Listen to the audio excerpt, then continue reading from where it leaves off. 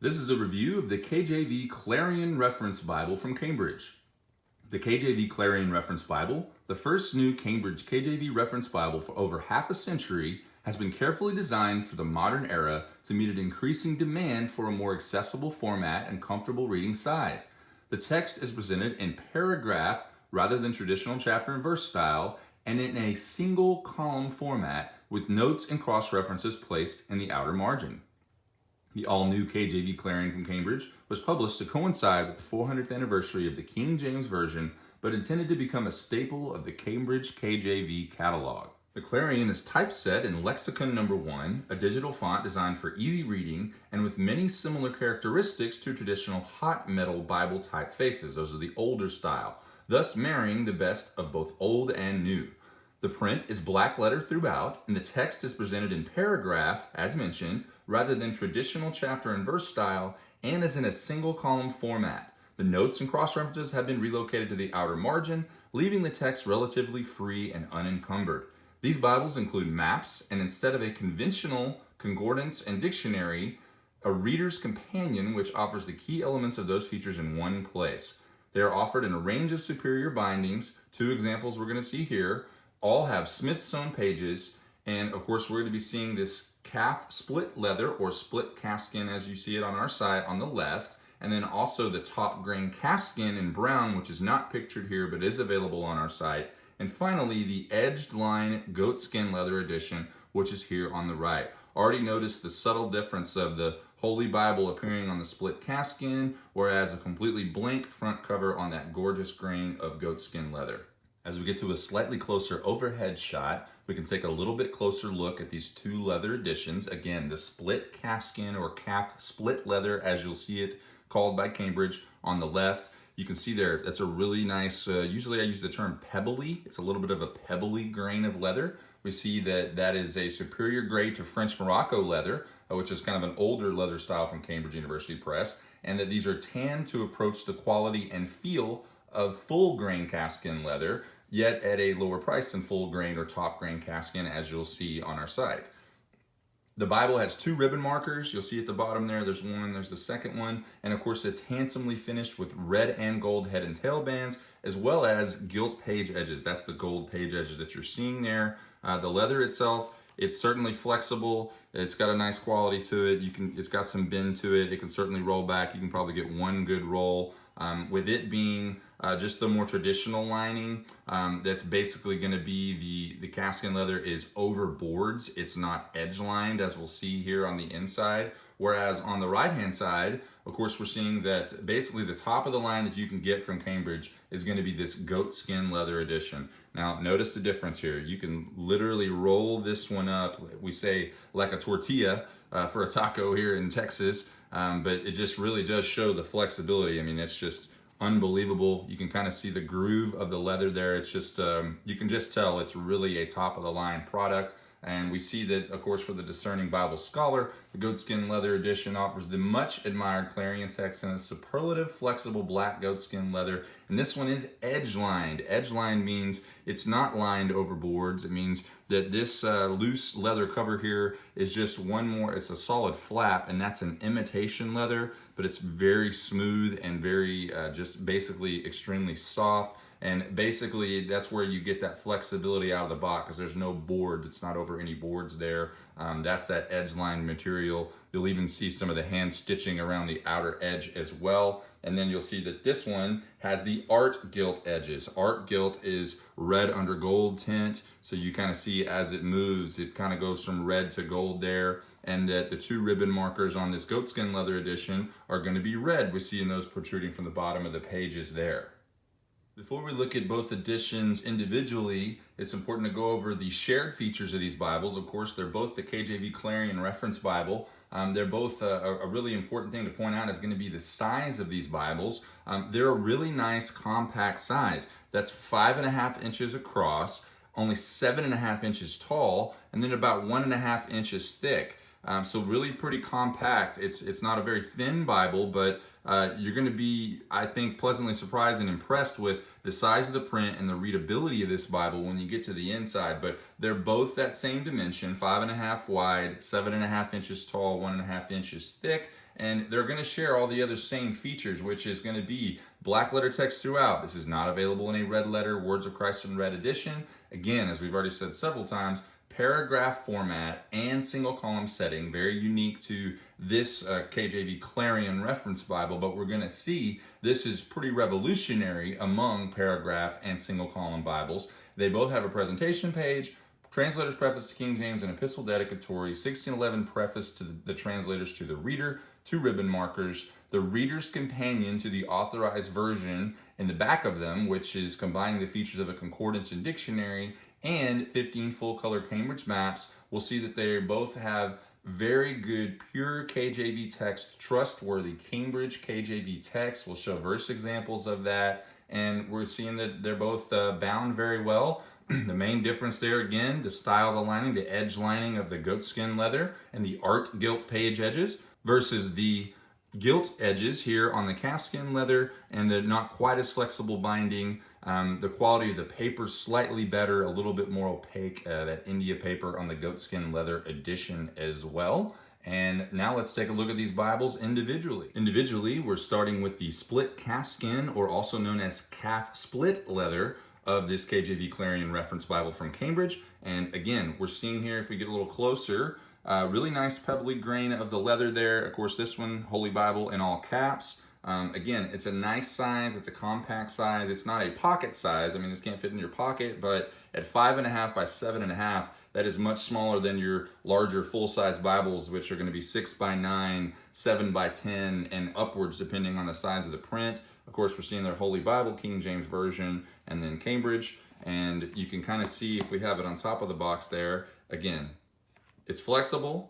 Certainly it's gonna just basically give it a little bit of bend there. It'll stay open, stay closed.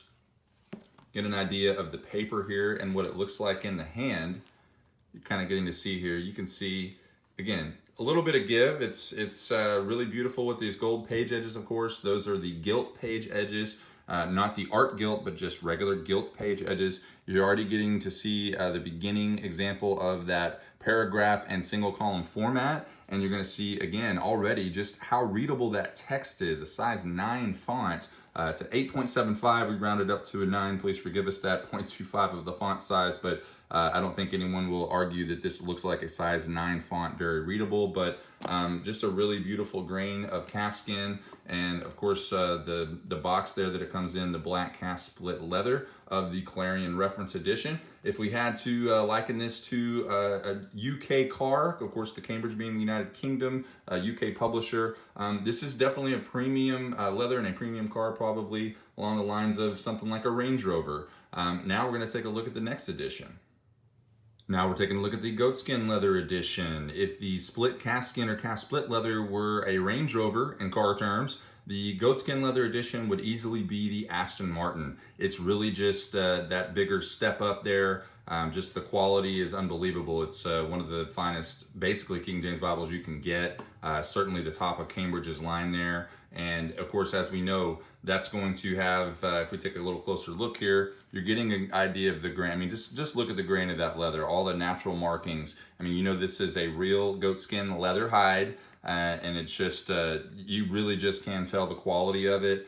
Still seeing all the groove there and the natural markings there, and just how beautiful this is. Holy Bible, King James Version, of course, the Cambridge seal. And as we get an idea here, of course, on the box, we're seeing the black goatskin leather edge-lined. Whenever they say edge-lined, again, as we already kind of alluded to, we showed that basically you're seeing there the goatskin leather cover, how it's edge-lined, that it's just basically means it's going to be more flexible right out of the box. We're also going to see another quality of your edge-line binding is this piece of paper there. That end paper is reinforced and glued to the thick piece of white paper. It's absolutely done on purpose, so you don't want to pull those apart. But in the hand as well, you can kind of get an idea. I mean, just look at this one. Look at the give on this Bible at the risk of course, not wanting to drop it there. But you can also just start to see those red under gold page edges. It's really apparent. These probably aren't quite as dark red as some others you'll see on other videos like the Concord Reference or Concord Wide Margin, but when you get to this side here, you can kind of tell. See how it gets to that little red tint there. versus when you get a little more direct on, it looks more gold. So it's just a little bit better step above. So when you're seeing it flat, those pages just look a little nicer. And again, look what you can do with this Bible. I mean, completely flexible, and you can bend it completely back. You can bend it back and hold it in one hand with the left side curled back there. So basically, if I wanted to focus in just on one page at a time and take full advantage of that paragraph format, you can do that. And this binding really is unstressed. It's just gonna close right back, and it's just really extremely comfortable in the hand.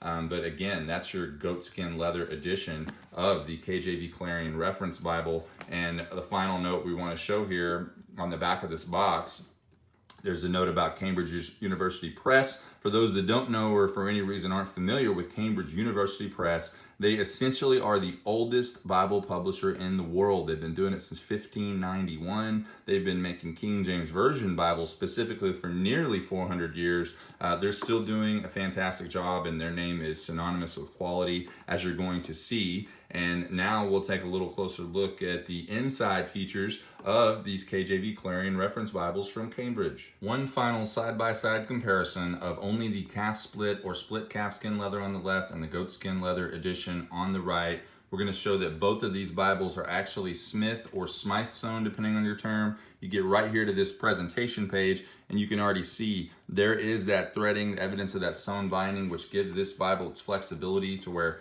it can lay completely flat, brand new out of the box. And even though this one being the split calfskin and lower priced edition, and of course, even with it being bound over boards and not being edge lined, like any good Bible, it's only going to get more flexible with use. So just because you see that it's not as flexible right now starting out, it still certainly will get more flexible over time, and as you basically use it and read it and study from it. And then no exception here on the goatskin leather as well. Also the Smith sewn or Smythe sewn binding. You can see on that exact same page, look at the thread there, look at the examples of the Smith sewn or Smythe sewn pages. When the pages are sewn into the binding, you just get that unbelievable flexibility.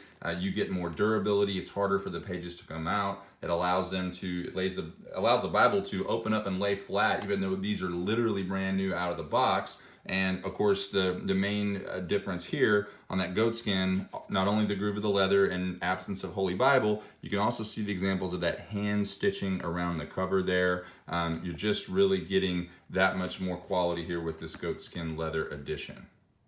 Since we have it at our disposal, we're going to use the goatskin leather edition for purposes of this video and showing the inside features. Trust me, if you get one of these Bibles, you will definitely want to use it as well because it really is that nice. And we've already seen here, but this is the first thing you see. It's a presentation page. It's just intentionally left completely blank with the 5 lines there. You can write your own name in that, or you could certainly write that in for a gift recipient if you're getting this for someone else.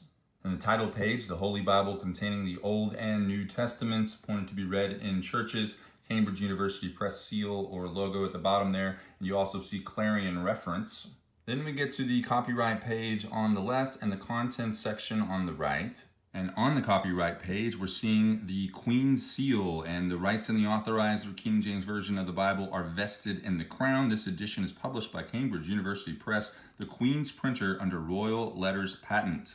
Further down on the copyright page, we see that references adapted from the KJV reference system originally published in the USA, copyright Zondervan, used by permission, all rights reserved. And it says a reader's companion to the Authorized or King James Version of the Bible, copyright Cambridge University Press of 2011. So KJV Clarion Reference Edition as well, typeset in 8.75 Lexicon No.1 font by Blue Heron Bookcraft. That's essentially the typesetter. Printed and bound in the Netherlands. We know that's by Royal Youngblood, who makes some of the finest leather Bibles in the world. They are a bindery for the likes of Cambridge, R.L. Allen. But not to be lost here, don't get confused when we see this reference is adapted from KJV Reference System and copyright Zondervan. We've had customers ask, well, what is this talking about? What is anything Zondervan doing in a Cambridge Bible? Understand, that's not talking about the text It's only saying the system of references or cross-references, which we will go through quite extensively in this video and show the usefulness of that reference system in this KJV Clarion Reference Bible. But don't get confused by that. It's still a Cambridge text. It's just a reference system that's copyrighted by Zondervan that they have licensed for use in this Bible. As we slide over one page to the right, we see the contents section, names and order of all the books of the Old and New Testaments, the epistle dedicatory, the translators to the reader, the Old Testament, New Testament, and then also following the Bible text, we see the reader's companion to the Authorized or King James Version of the Bible, the map index, and maps. We'll look at all of these features. On the next page, we're seeing that names and order of all books of the Old and New Testaments as they appear in the Bible, of course, Genesis to Revelation. And on the right, the translator's preface to King James, also known as the epistle dedicatory. One page over, we see the end there to the epistle dedicatory at the top left, and then the very unique translators to the reader appearing at the top of the right page.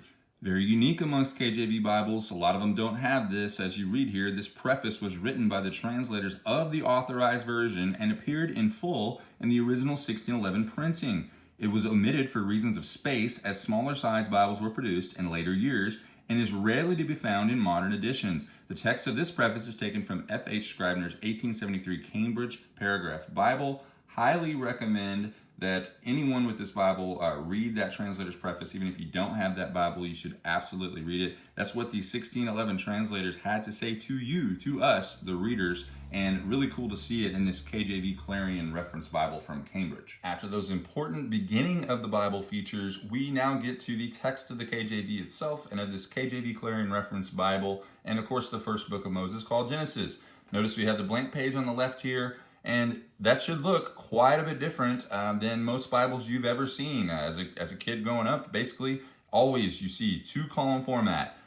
Verses 1 through 10 on the left, and then verses 10 through 20 potentially on the right. Maybe you'd have a center column reference system, which is certainly something that you're going to see on the Concord Reference Bible from Cambridge, by example, and many other cross-reference Bibles, your traditional KJV center column reference Bibles. But this Bible, if you haven't figured it out by now, and we've said several times, paragraph format and single column format. By paragraph format, we'll see that means that each verse does not necessarily start on its own line. Rather, this is laid out to be read more like a traditional book, like a novel, like a story, which the Bible is certainly a story, and certainly I think there's something to be gained by reading it in that format. We'll take a little bit closer look at this.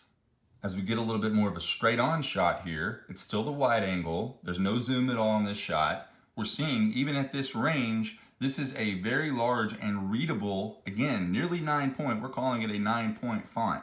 I mean, very readable on the page here. You're still getting the full 21 verses of Genesis chapter 1 on the page. You're starting to see, again, here are the references that are in the side margin or side column. You could call them side column or side margin references. And again, very modern, very easy to read font and clear even from this angle. We'll take a closer look. So here we go, closer shot, showing that paragraph format, showing that single column setting. Again, when we say paragraph format, we can read along and kind of see what that's talking about. Verse 1, in the beginning, God created the heaven and the earth. And there's that and that's the two. So verse 2, appearing, paragraph format, on the same line. It doesn't move down to its own line. And the earth was without form and void, and darkness was upon the face of the deep. That's an end of the sentence. Again, paragraph style, but we're still in verse number 2, Genesis 1:2. It says, and the Spirit of God, capitalized S, we'd like to see that. We'll get back to that. The Spirit of God moved upon the face of the waters, and God said, let there be light, and there was light. And God saw the light that it was good, and God divided the light from the darkness, and God called the light day, and the darkness he called night, and the evening and the morning were the first day. See how smooth that reading is. There's something about this paragraph style that makes it a bit more effortless to read through those first 5 verses of Genesis. And again, one of the things, the trick that we're finding here, one of the things that makes this potentially the best paragraph layout we've seen, or single column layout that we have seen in any KJV Bible, according to Chris Wright, who's the director of Bibles at Cambridge and who's also responsible for getting us this sample, which we are very grateful for, and also as reported on the Bible Design blog by Mark Bertrand, the secret from Cambridge about why these proportions and layout of this text work so well together is because every line is limited to approximately 65 characters. It's pretty cool to know. Characters means letters, punctuation, and spaces. That's a more accurate way to go about printing something than simply word count. There are longer words, obviously, different lengths of words, different amounts of letters in those words. So in fact, if you look here again, remember that 65 characters, that's letters, punctuation, and spacing. Look on the third line of Genesis, the face of the deep and the Spirit of God moved upon the face of. If you were to count that out, and I have done it, it is exactly 65 characters. That includes all the letters, all the punctuation, that period at the end of deep, and all the spaces in between the words. It just really does give it a nice feel, a nice space. There's not too much on one line. I think that's part of what gives it its flow. Obviously, also being that paragraph format, that you're not focused in on just one verse. You're really reading the continuity of the scriptures together. That's essentially its own paragraph there, verses 1 through 5, because that's the very beginning of the Bible. That's the very beginning of the creation story. So it makes sense. And in all honesty here, being completely forthright, I am normally not a huge fan of paragraph Bibles, but I've not seen the Clarion before this video. The Clarion could honestly change my opinion because it's that well done, and it is a text that's really that comfortable to read in spite of its meager and more compact carrying size as you're seeing. As we get an even closer look here in Genesis chapter 1 in the first 5 verses, we've already talked about the uniqueness of that paragraph format and the single column setup, and how that it allows you to read more verses together kind of more quickly and kind of more uniformly and succinctly, keeping those similar thoughts and phrases together. But if you want to start focusing in on the individual verses, well, this side column reference system that we're seeing out here to the right helps you do just that. And it's important to note that, again, in the description, this is the first new Cambridge KJV Reference Bible in 50 years. So that's pretty unique. That means we should probably pay attention to this. And we're going to see it's very different than the bold figure cross-reference system that you can see on our other videos, the KJV Concord Reference Bible and the Concord Wide Margin Reference Bible. We'll get into the differences of the two, but as you're seeing here, these are in the side, not in the center. And they basically, the very simple breakdown of this side column reference system is going to be that all the cross references are in the side margin or side column. We're going to see that the letters in superscript, that's an A, that's a B, there's an A next to without, there's a B next to and the Spirit of God. Those letters are going to indicate the cross references in the side margin, A, B, C, D, E, F. Numbers in the text are going to represent Hebrew or Greek root word definitions or alternate translations or readings. And it's important to note that not all numbers that you're seeing are verse numbers. This 2 up here on "and the earth was without form and void," that is verse number 2. But here we see we're actually in verse number 4 here, "and God saw the light that it was good, and God divided the light from darkness." That's a 1. That's a first example there of that superscript 1 that is a cross reference. And we're going to see this little number 1 here on the right, on that margin. You're going to see that HEB period says between the light and between the darkness. That's the difference. Basically, that's the Hebrew definition of the light from the darkness. It's between, the light between the darkness. And we're seeing here in verse number 5, there's another one, "and the evening and the morning were the first day." Here on the 5, basically out to the side column, that's also a Hebrew definition. It says, "and the evening was, and the morning was," etc. So essentially there, it's just breaking it down. It's giving you those Hebrew or Greek keyword definitions and sometimes alternate translations. But starting with the letters, of course, in verse 1, in the beginning, there's that A next to the beginning, and then a B next to God created the heavens and the earth. We know very simply, A and B go out to the right. There's a bold 1-1. That means you came from Genesis 1-1. Yes, I sure did. And the A shows John 1:1 and 2, Hebrews 1 and 10. Then there's that B, and we're going to focus a little more on that B reference. It shows Psalms 8:3, BS period. That's Psalm. We know that's Psalms. That's abbreviated book of Psalms. IS period 44:24 is going to be Isaiah 44:24. And then we're seeing Acts. Next line, 17:24. So Acts, the book of Acts, chapter 17, verse 24. And then finally, Revelation 4:11. So what that's telling us is to skip ahead to Psalm chapter 8, verse number 3, if we want to see more references or what the Bible has to say about God creating the heaven and the earth. Let's do that. So we jump here to Psalm chapter 8, and just look how beautiful the layout of this Bible is. This is our first double page layout that we're really taking a look at. We're seeing Psalm 8 here at the top. You're seeing that paragraph and single column format.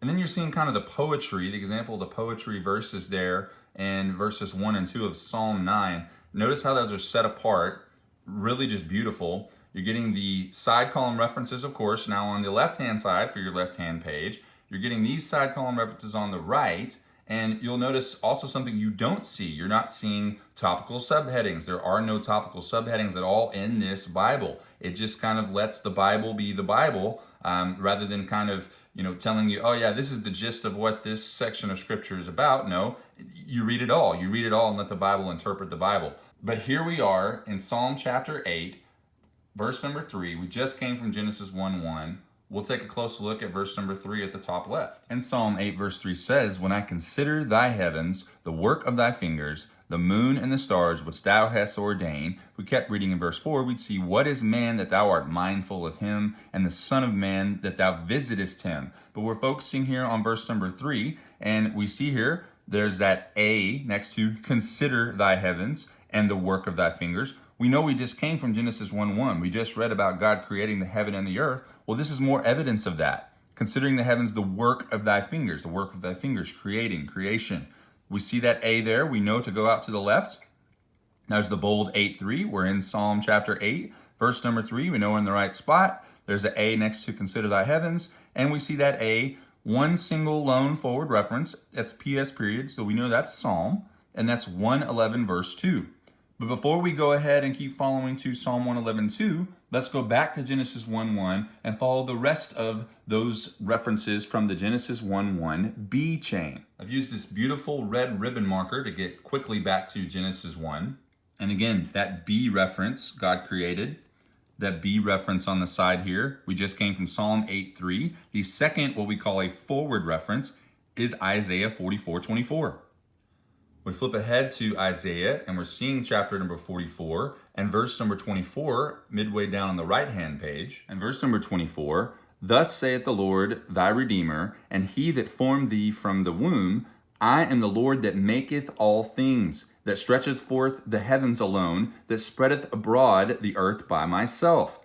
Similar theme here. We should start to, hone in on that. Again, I am the Lord that maketh all things. We just saw that, God created the heaven and the earth in Genesis 1:1. Psalm 8:3, the heavens were the work of his fingers. And similar theme here. He maketh all things. He stretcheth forth the heavens alone. And we're seeing there that is an A cross reference, an A next to thy Redeemer. And then we're also seeing a B, he that formed thee from thy womb. And we're mostly going to focus in on the C, which is that stretcheth forth, the C right there, that stretcheth forth the heavens alone. So if we go out to the right, we know by now, side column reference, there's nowhere else to go, there's no center column reference, there's nothing on the left or the inside margin, so we know to go to the right. There is that 44:24, we know we're in Isaiah 44, we just read verse 24. There's the A reference, the B reference, and then the C reference. The C one we're going to hone in on, that is Job, that's the full book name, Job 9:8. But before we follow that, let's go back and keep following the Genesis 1:1 B chain. Quickly back to Genesis chapter 1 and back to that Genesis 1:1 B chain. We once again just saw Psalm 8:3 and then Isaiah 44:24. And then the third forward reference is going to be Acts 17:24. Let's keep following it. As we know that we're supposed to by now on these references, we jump ahead to Acts chapter 17, which you see here on the left-hand page, and we're specifically looking for verse number 24, which we're going to see right here midway down on the right-hand page. And here in verse 24 of Acts 17, again, paragraph format, it can appear right in the middle of a column there, as it does here, but just got to hone in and find it there. Verse 24, "God that made the world and all things therein, seeing that he is Lord of heaven and earth, dwelleth not in temples made with hands." And verse 25, "Neither is worshipped with men's hands, as though he needed anything, seeing he giveth to all life and breath and all things." Really cool verses together there, but once again, this same theme, Lord of heaven and earth. and he made the world. God made the world there. So if we look closely now, we're going to pay attention to that A cross-reference. There is the A next to, again, that phrase, God made the world. We know by now, and this is actually in very close proximity to that side column reference, there is 1724. We came from Acts 1724, and there is that A. It says CH period 14:5. Well, what does that mean? That means this same book. It wants us to go to Acts chapter 14, verse 15. And again, we'll come back to that. Right now, since that's the only forward reference, we know that there was still one more in that Genesis 1:1 B chain. And let's go back and take a look at that final forward reference. Back to Genesis 1:1, which should be a final time, and back to that 1:1b final reference. We've seen Psalm 8:3, Isaiah 44:24, Acts 17:24, then the final one, Revelation 4:11. And we get here to Revelation chapter 4. Quite the jump there from the very first book in the Bible of Genesis, 66 books later to the very last book of the Bible here in Revelation. Pretty cool how that can work. And we see chapter number 4 at the right there, and we're looking specifically for verse 11, which verse 11 is going to be appearing right down here at the midway down there on the left-hand side of the page. And here the close look at Revelation 4:11. Really great verse here. Thou art worthy, O Lord, to receive glory and honor and power, for thou hast created all things, and for thy pleasure they are and were created. Again, really cool verse. Seeing the theme there, thou hast created all things, and pretty cool to know that basically we were made for God's pleasure, that we were made in his image. We see here on the 11, of course, the first thing to notice was that, of course, there was an A in that Revelation 4:11 cross-reference. We see there that A, thou art worthy, O Lord. But we're going to focus a little more on the B because that's kind of similar to our same chain. For thou hast created all things. We know by now on this example, go to the side column. We're in Revelation 4:11. There's the 4:11. So the A reference would take us to chapter 5:12. That would mean if we wanted to follow that A chain, we'd stay here in Revelation, literally here in chapter 5 that we're seeing at the bottom left there. We'd go to verse 12, but we're sticking with this B chain. And guess what? The first reference you see there, Genesis 1:1. Well, what does that mean? We just came from Genesis 1:1. Essentially, it's kind of tying in that this is the last forward reference of the Genesis 1:1 B chain. We also see Acts 17:24. Well, we also know we already read Acts 17:24. That was also a part of that Genesis 1:1 B chain. So the final and only different verse and reference is going to be Ephesians 3:9. Remember, all four references of that Genesis 1:1 B chain, Psalm 8:3, Isaiah 44:24, Acts 17:24, Revelation 4:11, they all had their own forward references. We just did the jumping back and forth there, going back to Genesis to follow those four examples. Now if we go to Psalm 8:3, let's see what happens when we follow that reference of a reference. Remember, here in Psalm 8:3, we saw that A reference on considering the heavens the work of thy fingers, and we saw that forward reference of Psalm 111:2. Well, let's follow that one now. We flip forward to Psalm 111. Now we see here in verse 2, the works of the Lord are great, sought out of all them that have pleasure therein. When again, the works, what are the works? The works, it ties in creation. We're seeing there an A. We know that go to the left there. There's the 111 verse 2, and the A says Job 38:41, Psalm 92:5, and the B chain we didn't get to there was going to be Psalm 143:5. So this verse, Psalm 111:2, was a single offshoot from the Psalm 8:3 chain. Now we're going to go to the Isaiah 44:24 reference, which was the second reference in the Genesis 1:1 B chain. Back to Isaiah chapter 44. And remember here in verse 24, we saw that I am the Lord that maketh all things, but that was that C chain there specifically that stretcheth forth the heavens alone. And we know the C out here said to go to Job 9:8.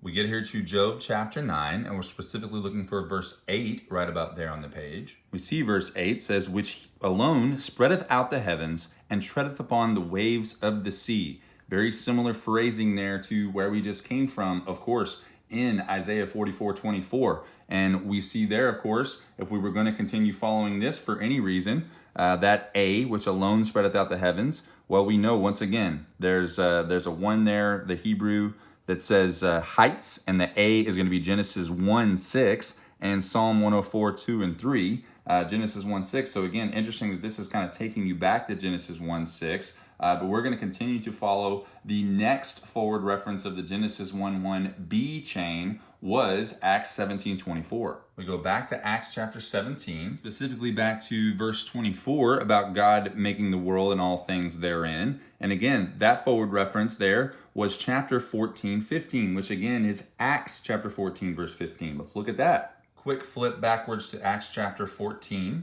In verse 15, we see, and saying, Sirs, why do ye these things? We also are men of like passions with you, and preach unto you that ye should turn from these vanities unto the living God, which made heaven and earth and the sea and all things that are therein.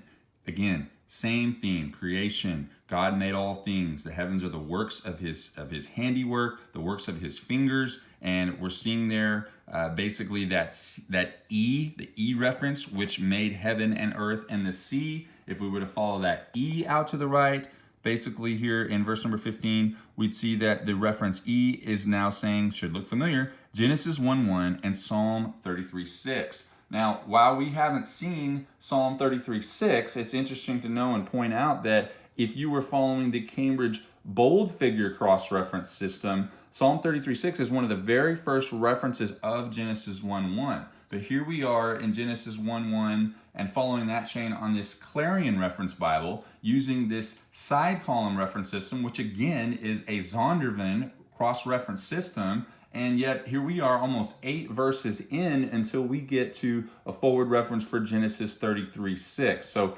pretty interesting and worth pointing out there. So to sort of tie a bow on this Genesis 1:1 B chain, we're coming here to Psalm 33 and looking at verse 6, by the word of the Lord were the heavens made, and all the hosts of them by the breath of his mouth. So in our opinion, again, you're seeing now similarities or differences between the Cambridge bold figure cross-reference system versus this Clarion or Zondervan reference system in the side column. In all honesty, the Zondervan actually seems more comprehensive.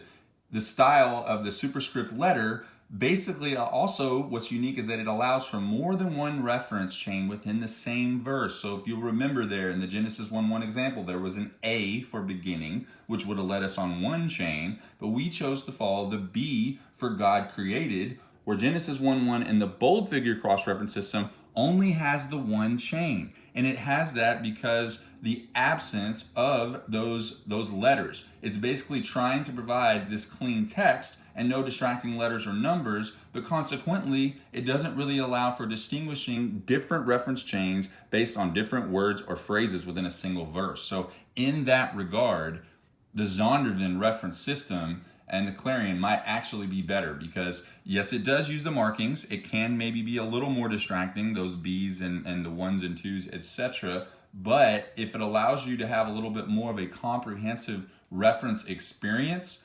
and basically allows everything to flow more smoothly and follow different references within the same verse, it's hard to argue that that's not a really good reference system as well. And the references aside, again, you're seeing here the Clarion. It really it does help the Bible to read more like a book or a novel or a story. And the Bible is a story. It's God's story. It's a refreshing look and take on God's word. And hopefully you'll see how useful these side column references are versus the bold figure cross-reference in other Cambridge Reference Bibles. And hopefully you'll enjoy this side column reference as much as I have on this example. As we make it to the New Testament, we like to point this out in the KJV Cambridge Clarion Reference Edition, the New Testament of our Lord and Savior Jesus Christ. Notice that's an S-A-V-I-O-U-R, 7-letter spelling of Savior. Very nice to see. We want to see that correct spelling here in this Cambridge Bible. As a couple final examples of the text in this KJV Clarion Reference Bible from Cambridge, remember we already saw Genesis chapter 1, verse 2, that S in Spirit and Spirit of God was capitalized. That's one of the first verses we always like to check on any KJV Cambridge text. And another one here is in 2 Timothy chapter 3, And we're going to take a look at verse number 17 on this right-hand page. Verse 17 says that the man of God may be perfect, thoroughly furnished unto all good works. That's T-H-R-O-U-G-H-L-Y. That's definitely the spelling we'd like to see here. Thoroughly, not thoroughly, and is an excellent example of this KJV Cambridge text and the trustworthiness of this KJV text. Final KJV text example is here in 1 John chapter 5 at the bottom left-hand portion of the page. And we see in 1 John chapter 5, verse number 8, and there are three that bear witness in earth, the Spirit and the water and the blood, and these three agree in one. We like to see that capitalized S in Spirit in 1 John 5:8. We believe that is referring to the Holy Spirit of God. It is deity. If you read the previous verses, 6 and 7, you'll see it supports that and the doctrine of the Trinity. So again, you can know that this is a trustworthy KJV Cambridge text in this Clarion Reference Bible. As we get to the end of the KJV Clarion Reference Bible from Cambridge, we see here Revelation chapter 22, the last book and chapter of the Bible, and then very quickly, no blank pages or separation, it goes straight into this Reader's Companion on the right-hand side. We see here that the Reader's Companion to the Authorized or King James Version of the Bible is companion to the King James Version of the Bible, traditionally known as the Authorized Version in the United Kingdom, is designed to serve, within relatively narrow limits imposed by space and convenience of use, a number of purposes for the general reader who does not have immediate access to specialized reference books. And it goes through 7 points of what the Reader's Companion does. Just to briefly hit them, 1 is that it identifies proper names. 2 is that it's going to define unfamiliar words in the KJV. 3 is that it's going to give background info on life in Bible times. 4 is going to be social, legal, religious concepts explained. 5 is going to be introductions or summaries on all books of the Bible. You find them here in the Reader's Companion instead of before the books and in the text. Number 6 is going to be history and features of the Authorized Version or KJV. And 7 is going to be that keywords. Essentially, it identifies keywords and works similar to a concordance. So where a certain word appears in what scripture and the reference where you can look that up. A couple of examples of that we'll see below.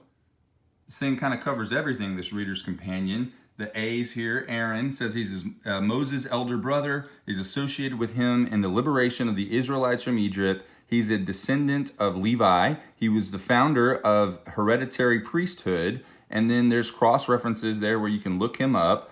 Abaddon, it says, is a Hebrew word meaning place of destruction, the angel of the bottomless pit in Revelation 9:11. Abarim is the mountains of east of the river Jordan from which Moses surveyed Canaan in Numbers 27:12 and Deuteronomy 32:49. Then we're just seeing, these are more like key words. Abase, we can look that up, and a use of the word abase in Daniel 4:37, Matthew 23:12, 2 Corinthians 11:7, and Philippians 4:12, and then abate. Abate is going to be Genesis 8:3, Deuteronomy 34:7, and Judges 8:3. So you're getting an idea there, the 7 different things that this Reader's Companion will cover. It's your dictionary, it's your concordance, it's your book introductions, it's defining all the proper nouns and places, all rolled into this one section in the back of your KJV Clarion Reference Bible. The final back of the Bible feature, in addition to your Reader's Companion, are going to be these Cambridge Bible maps. We're seeing here the list of all 15 Cambridge Bible maps. We'll see that there's a map index and that they are all full color maps.